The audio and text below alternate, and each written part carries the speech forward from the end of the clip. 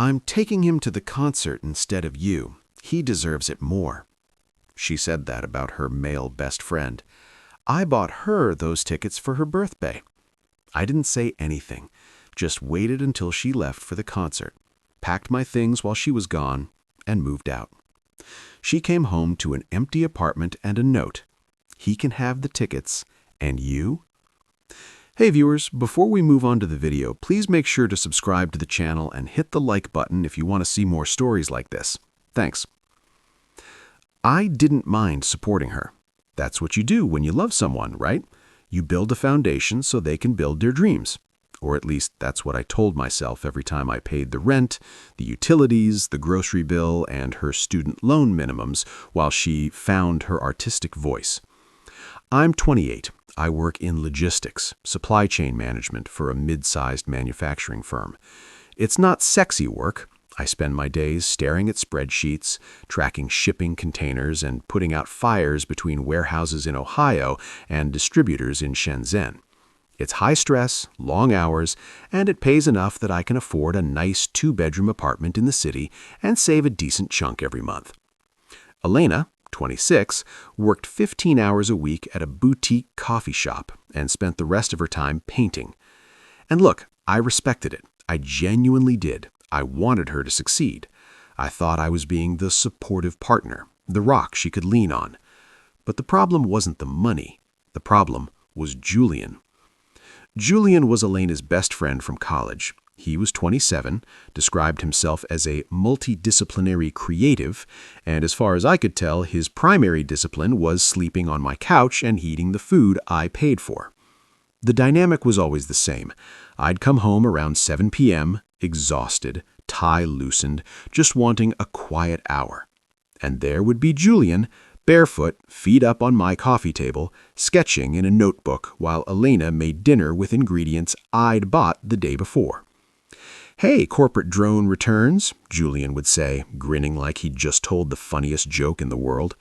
He had that specific kind of arrogance that only comes from never having had to pay a mortgage. "How was the rat race? Did you win?" "Hi, Julian," I'd say, trying to keep the edge out of my voice. I'd kiss Elena, who would usually offer a distracted cheek because she was too busy laughing at something Julian had just said. The incident that really set the tone happened about 2 weeks before her birthday. I had picked up some nice ribeye steaks on the way home, a splurge, just because I wanted to do something nice on a Tuesday. I cooked them perfectly. Julian naturally stayed for dinner. He didn't ask, he just grabbed a plate. As we were eating, Julian started on one of his lectures. "I just don't know how you do it, man," he said, gesturing with a forkful of my steak. "Trading hours of your life for a paycheck. It's so transactional. Like, don't you feel your soul atrophying a little bit every time you clock in?" I cut a piece of meat, keeping my eyes on the plate. "It pays for the apartment you're sitting in, Julian, and the steak you're eating." Elena dropped her fork. The clatter was loud in the sudden silence. "OP, don't be rude," she snapped. I looked up, genuinely baffled. I'm being rude? He just insulted my entire life choices while eating my food. "He's not insulting you," Elena sighed, giving me that look, the one that said I was being difficult and embarrassing. "He's just talking about systems, about society. You take everything so personally. You're always so defensive."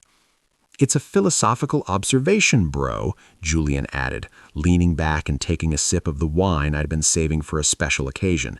"I'm just saying I prioritize freedom over comfort, right?" I said, putting my fork down, "It's easy to prioritize freedom when someone else is subsidizing your comfort." Elena stood up. "Okay, that's enough.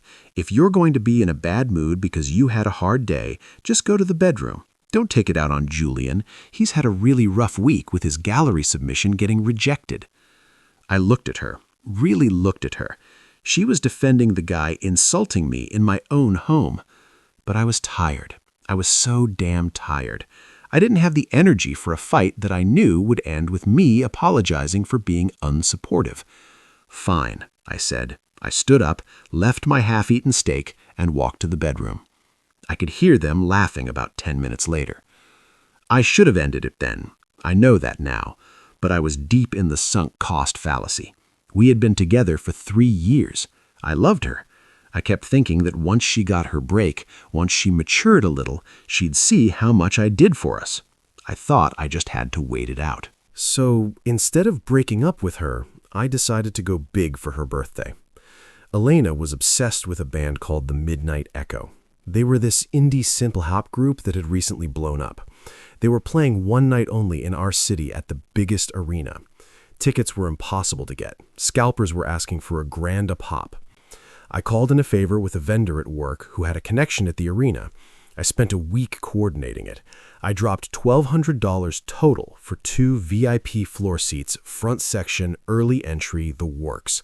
It was an insane amount of money. But I wanted to prove a point. I wanted to show her that I listened, that I cared about the things she loved, even if I was just a corporate drone. I remember the day I got the digital confirmation. I felt a surge of genuine excitement. This was going to be the thing that turned the corner. Just me and her, a night she'd never forget.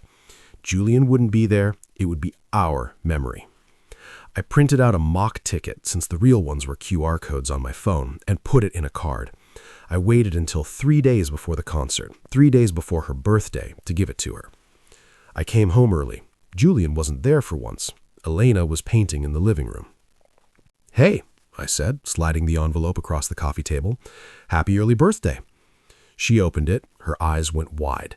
She gasped, covering her mouth with paint-stained hands. "No way," she whispered. "The Echo? Floor seats? Oh, these are sold out everywhere." "I pulled some strings," I said, smiling. I felt that warmth in my chest, that validation I had been starving for. "I know how much you love them. I wanted us to have a special night." She jumped up and hugged me. It was the first genuine affection I'd felt in months. "This is amazing. Oh my God, thank you." For about an hour, everything was perfect. She was texting her friends, posting a picture of the mock ticket on Instagram, capturing just the band name, careful not to show the barcode. I made dinner. We ate together. It felt like it used to. Then, around 9 p.m., her phone buzzed. It was a text. She looked at the screen, and her smile faltered. She typed a quick reply, then bit her lip. She looked at me, then back at the phone. "What's up?" I asked, loading the dishwasher. "It's Julian," she said softly. My stomach tightened. "Okay, what does he want?" "He saw my post," she said. She didn't look at me. She was staring at her hands. He's really upset." "Okay." "Oh, he loves this band too, you know that. We used to listen to their first EP in his dorm room all the time. It's kind of our thing." I paused, a plate in my hand. "Okay, well, that sucks for him, but I couldn't get 3 tickets. I barely got 2. "I know," she said. She looked up at me and her eyes were wet. "But he's been in such a dark place since the gallery rejection. He's been talking about, how nothing matters. I'm really worried about him." "Elena," I said, trying to keep my voice even, "I bought these tickets for your birthday. For us." "I know," she repeated. She stood up and walked into the kitchen, leaning against the counter opposite me. She crossed her arms. "But think about it. You like them, but you don't feel the lyrics like we do. You're just going to stand there and nod your head. For Julian, this could be life-saving, literally." I set the plate down slowly. The air in the kitchen suddenly felt very thin. I knew where this was going, but my brain refused to accept it. It was too absurd, too cruel. "What are you saying, Elena?" She took a deep breath, like she was the one having to make a hard sacrifice. "He deserves it more right now." The words hung in the air between us, heavy and toxic. I stared at her, waiting for the punchline, waiting for her to laugh and say she was kidding, that she wouldn't actually kick her boyfriend out of his own gift to take another man on a date. But she didn't laugh. She just looked at me with that defiant chin tilt posture she always used when she knew she was wrong but wanted to bully her way into being right. "Let me get this straight," I said, my voice dangerously quiet. "I spent $1,200. I called in favors. I planned a romantic night for us.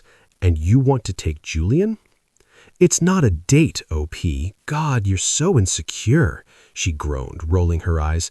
"It's about the music. Julian and I have a spiritual connection to this band. You like them because they're catchy. It's different. Julian needs this. He's feeling really low." "And what about me?" I asked. "Do I matter in this equation, or am I just the wallet?" Her face hardened. "You bought them for my birthday, didn't you? So technically they're my property. Shouldn't I get to choose who I spend my birthday experience with? If you really loved me, you'd want me to have the best experience possible. And the best experience is being there with someone who truly gets it." That was the moment. It wasn't a loud explosion. It was a quiet click, like a breaker tripping in a fuse box. The love, the patience, the hope that she would eventually grow up, it all just shut off. I looked at this woman standing in the kitchen I paid for, wearing clothes I bought, planning to take another man to a concert I funded, and I realized I didn't know her. Or rather, I finally saw her. She wasn't a struggling artist. She was a narcissist who viewed me as a utility. I took a slow breath. I didn't yell. I didn't flip the table. "Okay," I said. She blinked, surprised by the sudden surrender. "Okay?" "If that's what you want," I said, turning back to the dishwasher. "Take Julian. If he needs it that bad, take him." She let out a relieved sigh and rushed over to hug me from behind. I flinched, but she didn't notice. "Thank you. Oh my God, you are the best. Seriously, you're so understanding. Most guys would be such jerks about this." "Yeah," I said, staring at the soapy water. "I'm not most guys." The next 3 days were a masterclass in logistics. I didn't sleep. I operated on caffeine and pure, cold adrenaline. While Elena was at her coffee shop shift the next morning, I took a sick day. I went to a high-end apartment complex 3 miles away, closer to my office, further from the arts district she loved. I had good credit and cash on hand. I signed a lease for a 1-bedroom that started immediately. It cost more than our current place, but I didn't care. Then I called our current landlord. "Hey, Mr. Henderson, it's OP. Look, I know our lease is month to month right now, but I need to terminate effective immediately." "You need to give 30 days, son," Henderson grumbled. "I know. I'll pay the full next month's rent as a penalty, but I'm surrendering the keys on Sunday. The place will be empty." Henderson was happy to take double rent for an empty unit. "Fine by me. Keys in the Dropbox by Sunday night." That was the trap. I paid through the end of the month, but I was formally surrendering possession. When she came back, she wouldn't just be dumped, she would be trespassing in a vacant unit. Thursday and Friday night, I started cleaning. "I'm going to do a huge donation run," I told Elena as I packed my winter clothes, my books, and my electronics into boxes. "Make space for your new year, right?" She was so self-absorbed she barely looked up from her phone. She was too busy texting Julian about outfit coordination for the concert. "That's great, babe. Can you move those boxes out of the hallway? They're blocking the feng shui." "Sure," I said. "I'll move them out tomorrow night while you're at the show, so you come home to a clean house." "You're sweet," she said absent-mindedly. I moved the small, expensive stuff out first. My gaming PC, my grandfather's watch, the folder with our passports and birth certificates. I put them in the trunk of my car and drove them to the new place on my lunch breaks. By Saturday afternoon, concert day, I had stripped my life down to the furniture. Julian arrived at 6 p.m. He looked ridiculous. He was wearing skinny jeans, a fedora, I wish I was joking, and a vintage vest. He strolled into my apartment like he owned it.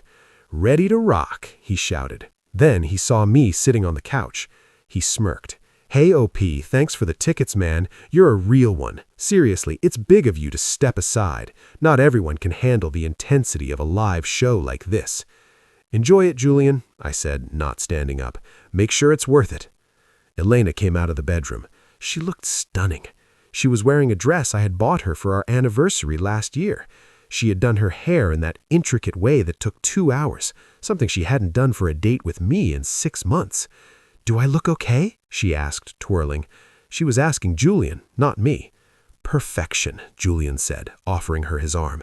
"We gotta go, babe. We have access to the VIP lounge, remember? I want to hit the free buffet before the opener." "Right." She grabbed her purse. She paused at the door, looking back at me. For a second, just a split second, she looked guilty. "You're sure you're okay with this? I can bring you back a t-shirt or something." "I'm sure," I said. "Have a great night. I mean that. Goodbye, Elena." "Bye." She blew me a kiss. The door clicked shut. I listened to their footsteps fade down the hallway. I waited until I heard the building's front door slam. Then I walked to the window and watched them get into Julian's rusted-out Honda Civic. As soon as they turned the corner, I pulled my phone out and dialed. "You guys can come up."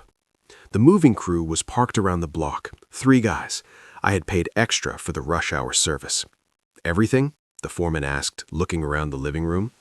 "Everything that isn't hers," I said. It was brutal and efficient. The couch, mine. The 65-inch 4K TV, mine. The dining table, mine. The expensive espresso machine she used every morning, mine. The bed frame and the mattress, mine. I left her stuff, her easel, her boxes of paints, her clothes, a beanbag chair she had brought from her parents' house, a stack of old magazines. Within 2 hours, the apartment echoed. It smelled of dust and vacancy. I did a final sweep. I checked the bathroom, took the towels, the shower curtain, the toilet paper. I checked the kitchen, took the plates, the silverware, the pots, the food from the fridge. I even took the router. The apartment wasn't just empty, it was dead. It was a box of drywall with a pile of her clothes in the middle of the bedroom floor and an easel in the living room. I took the house key off my ring. I found a piece of paper, the back of an old utility bill, and wrote the note. I didn't want to write a novel. I didn't want to give her the satisfaction of an explanation. "Elena, he can have the tickets. And you, the lease is terminated. The landlord comes Monday morning. You have 24 hours to get your things out." I left the note and the key on the kitchen counter. It was the only surface left in the entire apartment. I walked out, locked the door, and dropped my set of keys in the landlord's drop box downstairs. I got into my car, drove to my new apartment, ordered a pizza, and blocked her number. Then I blocked Julian. Then I blocked her sister. Then I blocked her parents. I sat on my couch in my new silent living room, ate a slice of pepperoni pizza, and waited for the inevitable explosion. It didn't happen that night. I knew the concert ended at 11 p.m. They would probably go out for drinks after, celebrating their spiritual connection. She wouldn't be home until 1 or 2 a.m. I slept like a baby. I found out what happened 2 days later from Mike. Mike was a neighbor in our old building, a good guy, a gym buddy. I hadn't told him I was leaving because I didn't want to risk leaks, but I knew he'd be my eyes and ears. We met for coffee near my office. Mike looked traumatized. "Dude," Mike said, leaning over the table, "what the hell happened? I thought you were dead." "I moved," I said, sipping my black coffee. "You didn't just move, man. You vanished. It was like a rapture." Mike shook his head. "So, Saturday night, 2:30 a.m., I'm asleep. Suddenly, I hear screaming, like murder-level screaming from your unit. Elena." "Yeah." She was banging on the walls. I went out into the hall. She's standing there in this fancy dress, mascara running down her face, holding a piece of paper. The door is wide open. I look inside, and it's empty. Just empty. I nodded. "Go on." "She saw me and freaked out. She was screaming that you'd been robbed. She wanted to call the cops. I had to tell her, 'Elena, robbers don't take the shower curtain and leave the paintbrushes.' Then she showed me the note." Mike paused, looking at me with a mix of fear and respect. "That was cold, OP. Ice cold." "She gave away my birthday present to her boyfriend," I said. "I just gave her the rest of the package." "Well, it gets worse, or better, depending on how you look at it. She tried to stay there, but you cut the power, right?" "I transferred the service to my new address on Sunday morning," I confirmed. "So she's sitting in the dark. Sunday morning, Henderson shows up for the inspection. He goes ballistic, tells her she's trespassing and has to get out immediately or he's calling the sheriff. She's crying, trying to call you, getting the number not in service message." "Where did she go?" I asked. I felt a twinge of guilt, but then I remembered Julian's smirk. "Thanks for the tickets, man." The guilt evaporated. "Julian came to get her," Mike said. He grinned. "I helped her carry her boxes down to his car. Dude, Julian drives a Civic coupe. They had to strap the easel to the roof. She was crying the whole time. And Julian, he looked pissed. He kept asking where the TV was." I laughed. It was a dry, short sound. He wanted the TV. He thought I'd left the furniture. When he realized he was just getting the girl and her baggage without the subsidy, he looked like he wanted to drive off and leave her there. They deserve each other, I said. Yeah, about that, Mike said, grimacing. She came by my place yesterday looking for you. She looks rough, OP. She asked if I knew where you went. I said no, but she's not going to stop. She thinks this is just a fight. She doesn't realize it's a permanent eviction. She'll figure it out, I said. But Mike was right. She didn't stop. It took her 3 months to find me. The first thing you notice when you cut off a dead limb is the phantom pain. You reach for it, and it's not there. But after the pain fades, you notice something else, the energy returning to the rest of your body. For the first month, I waited for the sadness to hit. I waited to miss her. I waited to miss the way she smelled or the way she would curl up next to me on Sunday mornings. But the sadness never came. Instead, the math came. I remember sitting down with my banking app about 4 weeks after the move. I looked at my checking account and thought there was a glitch. The number was too high. Then I realized I hadn't paid for Elena's groceries, $600 per month. I hadn't paid for her art supplies, $200 per month. I hadn't paid the extra utilities for her long showers. I hadn't paid for the takeout she ordered when she didn't feel like cooking. And I certainly hadn't paid for the craft beer Julian drank by the six-pack. I was saving nearly $2,000 a month just by being single. I used that money. I bought a new wardrobe, clothes that actually fit, not the clearance rack stuff I used to settle for because we were on a budget. I joined a high-end gym, the kind with a sauna and cold plunge. I started staying late at work, not because I had to, but because I didn't dread going home anymore. There was no Julian on my couch. There was no passive-aggressive commentary on my soul-sucking job. My boss noticed. "You seem lighter, OP," she said during a performance review. "More focused." She gave me a 10% raise. Meanwhile, through the grapevine, I heard the opposite was happening to Elena. Sarah, a mutual friend who had initially called me an a-hole for abandoning Elena, reached out about 6 weeks in. She asked to meet for drinks. I almost said no, but curiosity's a hell of a drug. Sarah looked tired. She ordered a double vodka tonic. "You were right," she said, not making eye contact. "About what?" "Julian, the whole situation." Sarah sighed. "It's a disaster over there, OP. You have to know. She's miserable." I took a sip of my beer. "She got what she wanted. She's with the guy who understands her soul." "She's with a guy who doesn't have a job," Sarah corrected. "Julian lives in a warehouse loft with 3 other guys. It's got no AC and 1 bathroom.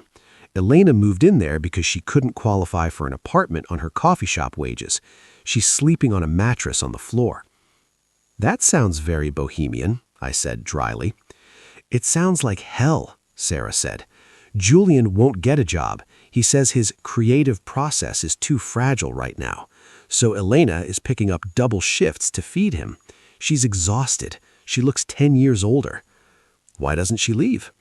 "She's too proud," Sarah said, "and she's ashamed.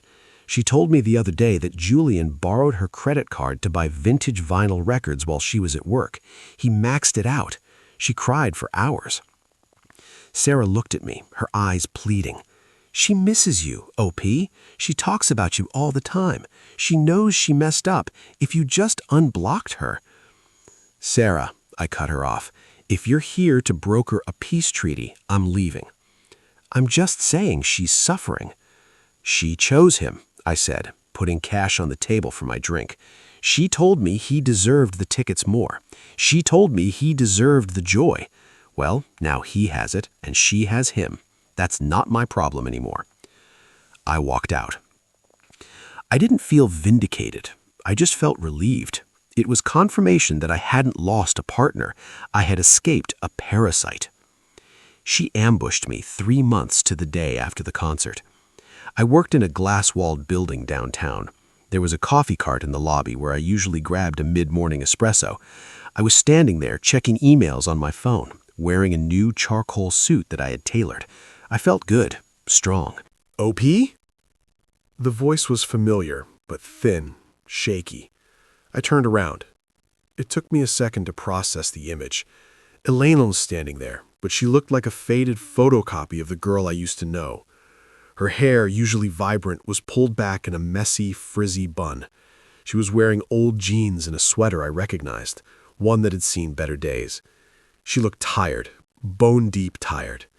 She was holding a cardboard cup of coffee, her hands trembling slightly. "Elena," I said. My voice was calm, professional, like I was greeting a vendor I hadn't seen in a while. "What are you doing here?" "I needed to see you," she said.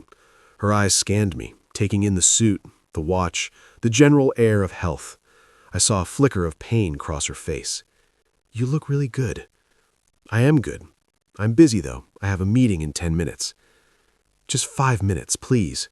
She took a step closer.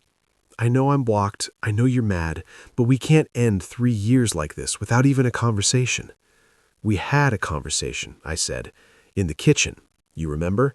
You told me Julian deserved it more." "I was confused," she blurted out, her voice rising. A few people in the lobby glanced over. She lowered her voice, desperate. "Julian, he manipulated me, OP. He got in my head. He made me feel like I owed him. I didn't realize what I was doing until it was too late." "You realized that when the rent check bounced," I said. She flinched. "It's not about the money. It's about us. Julian he's a monster. He cheated on me, OP, with some 19-year-old barista. He told me I was bringing down his vibe because I was asking him to help with bills. He kicked me out. I'm staying on Sarah's couch." She looked at me with tears welling up in her eyes, the same big, wet eyes that used to make me fold, make me apologize, make me open my wallet. "I'm sorry," she whispered. "I made a mistake, a huge mistake, but I love you. I've always loved you. Julian was just a fantasy. You're real. Can we get coffee? Can we start over?" I looked at her. I really looked at her. I thought about the night I bought the tickets. I thought about the 3 years of carrying her. I thought about the disrespect. "No," I said. The word hung there, simple and absolute. "No?" she choked out. "Just like that? You're going to throw away 3 years because of one mistake?" "It wasn't a mistake, Elena. It was a choice," I said. I stepped closer, not to intimidate her, so I didn't have to shout. "You didn't choose Julian because you were confused. You chose him because you didn't respect me. You thought I would always be there. You thought I was a safe backup plan that you could put on a shelf while you went out and played with the fun guy. That's not true." "It is true. You told me I didn't get the music. You told me he deserved it more." I checked my watch. "Well, you were right about one thing. He did deserve you. You guys were perfect for each other. You both wanted a life you weren't willing to work for." "I have nothing, OP," she sobbed, the tears spilling over now. "I have no apartment. I have no money. I miss my life. I miss you." "You miss the apartment," I corrected her. "You miss the security. You miss the guy who fixed everything." I adjusted my cuff. "I'm not that guy anymore. That guy died the moment you walked out that door with him." "OP, please." She reached for my arm. I stepped back out of her reach. "I have to go to work," I said. "Good luck, Elena. I hope you find what you're looking for, but it's not me." I turned around and walked toward the elevators. "OP," she called out, her voice cracking. "He left me. He left me from nothing." I didn't stop. I didn't look back.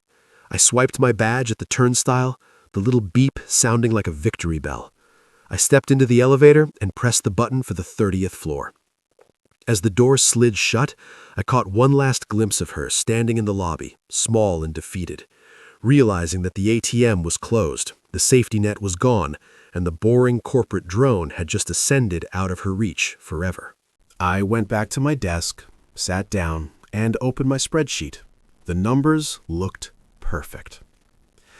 I didn't think I'd be writing an update to this, but something happened last week that felt like the final period at the end of a long sentence. Life has been quiet. Good quiet. I was promoted to Senior Logistics Manager, which came with a corner office and a travel budget. I've been to Tokyo and Berlin in the last 4 months. I'm dating casually, but taking it slow. I learned my lesson about ignoring red flags. I hadn't heard a whisper about Elena or Julian since the lobby incident. I assumed they had faded into the background noise of the city. Then I got a LinkedIn notification. Elena, last name, has viewed your profile. Curiosity got the better of me. I clicked on her profile. It was bleak. She had listed herself as open to work. Her job history showed she had left the boutique coffee shop 3 months ago. Under current position, it just said freelance artist. But the real kicker came from Mike, my old neighbor/spy. I ran into Mike at the grocery store on Sunday. He looked excited to see me. "Dude," he said, practically vibrating, "you will never guess who got arrested." "Julian," I guessed. "Julian," Mike confirmed. "It was all over the neighborhood Facebook group. Apparently, after he kicked Elena out, he moved in another girl. Same pattern. He was borrowing money, using her car. Well, this girl has a brother who is a cop." Mike laughed. "Julian tried to steal her laptop to pawn it for studio time. The brother caught him. He's looking at theft charges and possession. But here is the best part. Elena was called as a witness." "Why?" "Because he still had some of her stuff he refused to give back. The easel, the paints. The cops raided his loft and found a stash of stolen goods. Elena had to go down to the precinct to identify her old canvases." Mike showed me a picture someone snapped outside the courthouse. It was blurry, but I saw her. She was standing alone on the sidewalk, smoking a cigarette, looking at the ground. She looked defeated. Julian was nowhere to be seen, presumably in holding or dealing with a public defender.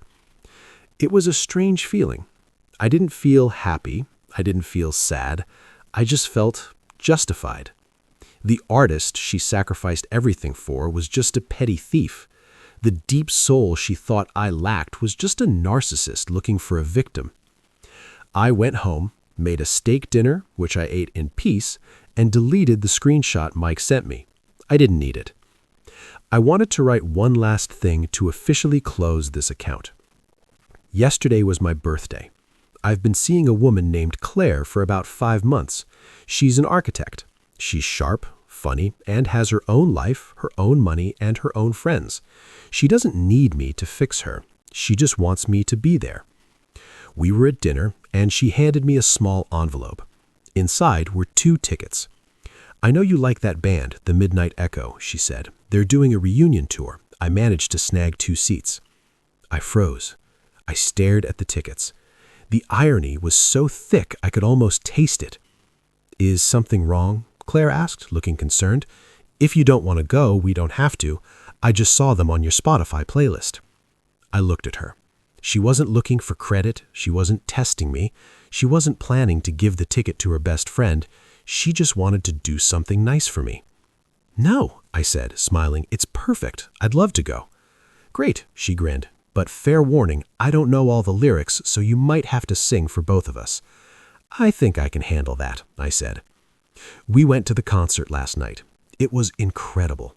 The music was loud, the lights were blinding, and the energy was electric. Halfway through the set, during a slow song, I looked over at the crowd. Thousands of people screaming, hands in the air. And for a fleeting second, I wondered if Elena was there. If she had scraped together enough money for a nosebleed seat. If she was watching the stage thinking about the front row experience she threw away. Then Claire grabbed my hand and squeezed it. "This song is awesome," she shouted over the noise. I squeezed her hand back. "Yeah," I said, "it really is."